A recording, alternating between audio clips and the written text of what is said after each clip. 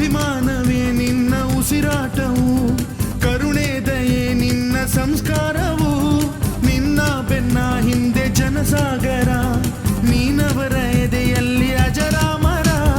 ಬಿಚ್ಚಿದ ಈ ಕತ್ತಿಗೆ ಹೊರೆಯಂತೆ ನಾವು ಎಂದು, ನಮ್ಮ ಈ ನರನಾಡಿಗೆ ನೀ ನಾದಿ ಸ್ಫೂರ್ತಿ ಬಿಂದು.